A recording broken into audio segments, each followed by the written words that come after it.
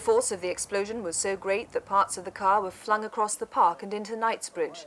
So too were nails 4 and 6 inches long, which had been packed. 32 years on, and once again, 2 explosions in central London are threatening to derail the Northern Ireland peace process. It was on this road in 1982 that 4 soldiers died and another 12 was seriously injured. The prime suspect in that bombing walked free this week after a judge ruled a letter he was sent by the authorities in 2007 effectively guaranteed he couldn't be prosecuted. That letter, it later turned out, was sent by mistake. But through the court process, we also learnt another 186 suspected IRA members, some on the run for decades, have been sent similar written assurances they are no longer wanted. Sinn Féin have driven a coach and horses through mutual trust. And they're going to have to do something about that because they're endangering this process, which exists for the benefit of the 1.8 million people who live in this country, for the benefit of 200 unnamed people. I don't know who they are. I suspect I know what they've done. They know, and they consider them more valuable than the rest of the population. From what we know so far, 187 so-called on-the-run letters have been sent to Republicans once suspected of crimes related to the Troubles. No similar letters have been sent to Loyalist suspects. 149 of those letters went out under the last Labour government, 38 since 2010 under the coalition. This afternoon, the Prime Minister promised a judge-led inquiry to make sure no other mistakes were made. We should have a full independent examination of the whole operation of this scheme.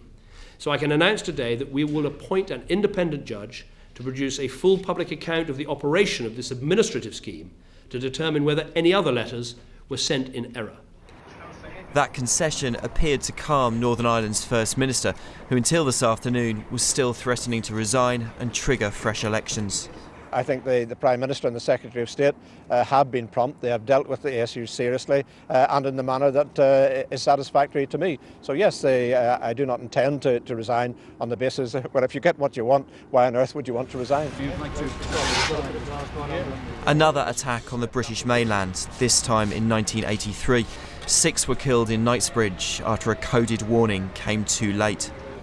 The Harrods bombing was one of 5 deadly IRA attacks in London in the early 1980s. One of the main suspects went on the run for 10 years and was never convicted of any terror offence. She now lives and works in Northern Ireland. Whether she and others like her received these letters, we still don't know.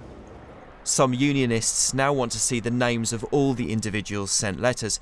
Sinn Féin says this is a complete overreaction. These are people that the lawful process that Dominic Grieve spoke about yesterday in the British House of Commons decided that no charges could be brought against them. So these people didn't create victims, they didn't cause victims. But there is an issue of perceived fairness here. Some are asking why suspected IRA members have been told they will no longer face prosecution while a criminal investigation is underway into the actions of some soldiers in the 70s.